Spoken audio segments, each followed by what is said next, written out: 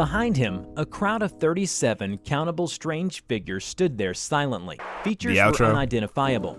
Panic broke out in control again.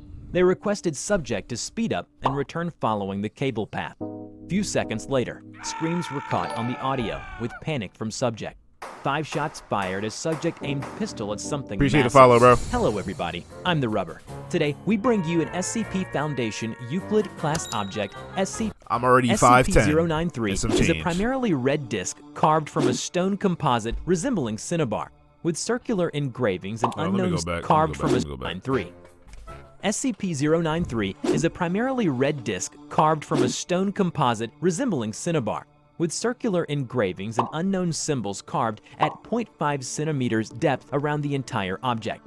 093 will change hue when held by a living individual. The colors taken by 093 are still being researched to establish a link. Current belief holds that the changes depend upon regrets carried by the holder. If 093 is removed from a mirror and not held by a person, it will seek out the nearest mirror-like surface. 093 has been observed to travel in the largest possible circle while rolling, building up phenomenal speed. The mechanism of this acceleration is currently unknown. If an obstacle is between 093 and the nearest mirror-like surface, it will use this momentum to punch through the obstacle and continue on its course at this speed. It will only stop when a mirror-like surface is contacted. Despite tremendous impact velocities, no damage will be dealt to 093 or the mirror. A test procedure was initiated to establish why mirrors must be used to contain it.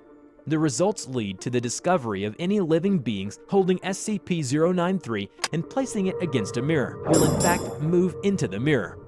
A series of testing on human interaction with mirrors while holding 093 have been authorized to ascertain the destination reached through this travel. Records below details the first testing. Mirror Test 1, color blue. The test subject's codename D20384, male, 34 years old, stocky, with a record of murder. The rubber getting a little, you know, creative. Golly, bro, I like the little, you know, the little letters. Okay. Murder and attempted suicide. The subject was cooperative in this instructions for the entire test. He was required to wear a buckle harness strapped to the chest and attached to a tension pulley system for emergency retrieve. Subject was also attached to a video system with a camera mounted on its head.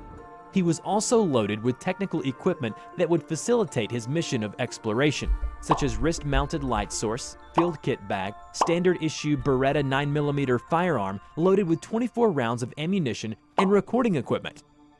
He entered the provided mirror while holding SCP-093, which emitted a blue color.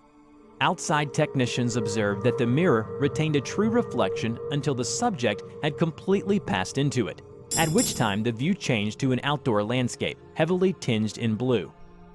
The camera activates, flickers to view. The scene was composed of an open field with strong blue tones, similar to the entrance object. As a reference, the blue tones were absorbing most of the lightness in the picture. Despite this, subject indicates that the landscape shows no difference to that of a normal state. No discernible landmarks visible as subject pans view left to right. Only grass, weeds, and a breeze moving the taller grass. No trees, no living beings were visible. Subject moves forward as instructed, traveling for approximately 500 steps before something becomes visible.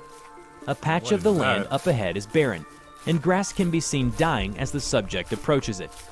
Approximately 300 steps forward, subject was standing before a hole in the ground. Such a hole shows signs of man architecture, but with unknown tools. It seems that it was not made by forces of nature. Subject was instructed to enter the hole. Yo, that's whack, bro. You gonna tell him go into the hole, bro? What do you mean? Despite protests from the subject, he agreed to use a pulley system, and the camera suffers a light shudder. About 100 meters of cable was used before reaching the bottom. The light source provided in field kit activated 50 meters down when outside. Promise you, I guarantee you he in the mouth of something crazy, bro. Sources became unreliable. Sweeping gestures of the light reveal nothing more than dirt, even at the bottom of the hole. The control station commented about the ongoing blue tinge in the recordings. but subject clarifies that it must be the connectivity problem. Subject prepared his firearm for personal safety and moved forward with the assistance of the light source. The tunnel turned from bare dirt to a concrete enclosure. Subject complains of a stench. The light source was revealed to be ceiling light fixtures, a series of which with less than a quarter broken while the others function.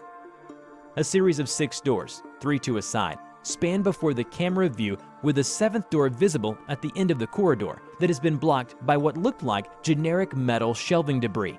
Debris shows signs of rusting and was typical of retail store units suggesting other human presences. Subject requested to try doors, in whatever order he chooses. Subject tried the first door on the right. The door was locked, could not open. The second door could not open either. The third door had the same results as the first.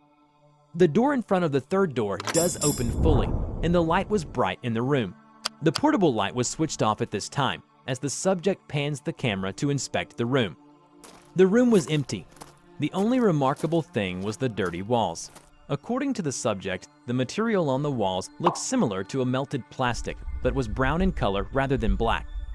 The next door has no handle, does not move when pushed. None of the doors can show internal elements through the spy holes.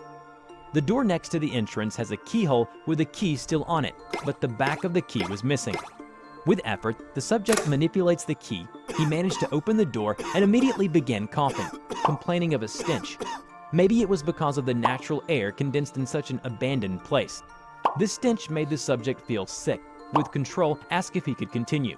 The subject agreed and described the odor as sulfur. The walls of the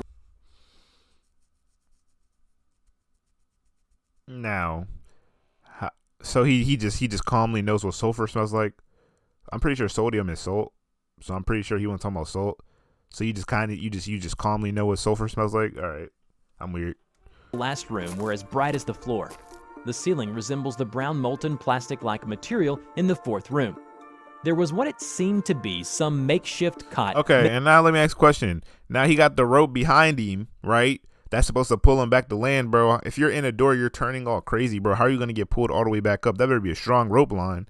Hell no, bro. Not me. No, sir. Made from aged blankets with a pillow, a wooden crate containing open boxes of what appear to have been foodstuffs, and a second crate in the room contains what appears to be empty water bottles that have dried out. It has been proved that the cave has a human origin. One of the boxes with the word cereal confirmed the theory.